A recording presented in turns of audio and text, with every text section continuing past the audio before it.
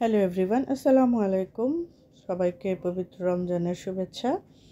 আজ আমি ইফতারে কি তৈরি করেছিলাম চলুন এক নজরে একটু দেখে নিই। তো প্রথমে আমি আলু এবং ডিম সেদ্ধ করে নিয়েছি এবং সাথে পেঁয়াজ কুচি এবং কাঁচামরিচ কুচি নিয়েছি।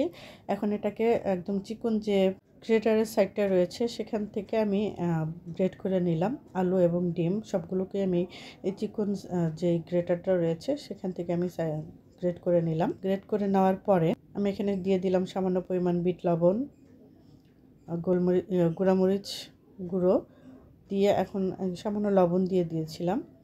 দিয়ে এখন সব কিছুকে খুব ভালোভাবে আমি মিশিয়ে নিলাম। তারপর আমি এটাকে আলুর চপের শেপ করে নিলাম। গোল গোল করে ছোট ছোট করে আমি আলুর চপের শেপ করে নিলাম। আর আমার কাছে সবসময় ছোট ছোট আলুর চপই ভালো লাগে, খুব বেশি বড় হলে কেন যেন আমার খেতে ভালো লাগে না।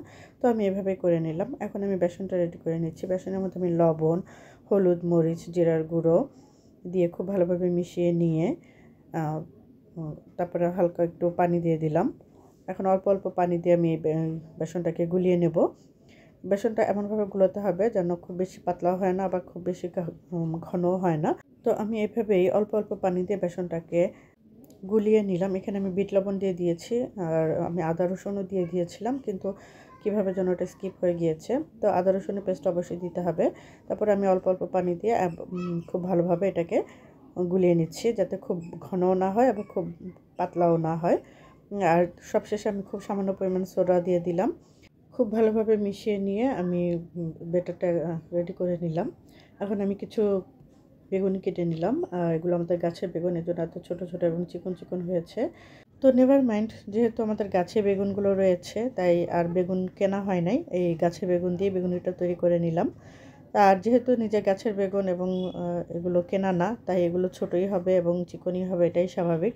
অনেকেই হয়তো আবার বলতে পারেন এত চিকন চিকন বেগুনি বানিয়েছে। তো নিজেদের গাছের বেগুন এছাড়া যেমন হয়েছে তেমনই বানিয়েছি। তো যাই হোক, আমি একটা ডিম সিদ্ধ করে নিয়েছিলাম। এখন ডিমটাকে এই মানে বেসনের মধ্যে চুবিয়ে নিয়ে আমি এটাকেও একটু ভেজে নিলাম জাস্ট ডিমের চপ করার জন্য। তো আমি এখন এটাকে তেলে দিয়ে দিলাম। তো এভাবে আমি সবগুলো খণ্ডই এভাবে বেসনে চুবিয়ে আমি ভেজে নিলাম।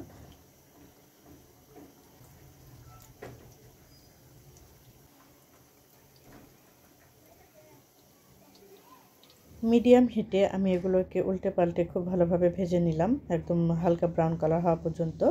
যখন এটা ব্রাউন কালার হয়ে আসবে তখন এটাকে তুলে নিতে হবে। খুব বেশি ব্রাউন কালার বা একটু কালচে হয়ে গেলে তখন কিন্তু আর খেতে ভালো লাগে না।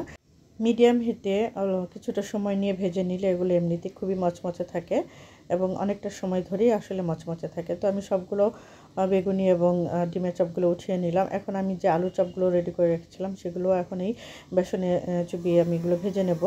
এখন এই আলু চপগুলো বেসনে জাস্ট ডিপ করে নিয়ে তেলে ছেড়ে দিলেই আবার হালকা বেগুনি কালার করে ভেজে নিলেই হয়ে যাবে খুবই মজার আলুর চপ। আলুর সাথে ডিম গ্রেট করে দেওয়ার কারণে এই চপটা ভীষণই টেস্টি হয়েছিল। একবার অন্তত করে দেখবেন সবাই। তো এই তো আমার মোটামুটি সব কিছু কমপ্লিট হয়ে গেলো। এখন আমি করে নেব ফ্রোজেন করা আমার ফুলকপি এবং সমুচা, যেগুলো আমি বাসায় আগেই করে রেখেছিলাম। তো এখন এই ফুলকপিগুলোকে বেসনের মধ্যে ডিপ করে আমি জাস্ট তেলে ভেজে নেব এবং সমুচাগুলোকেও আমি একই সাথে তেলের মধ্যে ভেজে নেব হালকা ডিপ করে। তেলে ভেজে নেওয়ার মতন সবগুলো আইটেমই আমার ভাজা হয়ে গেল। এই যে ফুলকপিগুলো আমি তুলে নিলাম এবং এরপরে আমি সমুচাগুলোকেও মানে যখন একটু ব্রাউন কালার হয়ে আসলো আমি এগুলোকে তুলে নিলাম।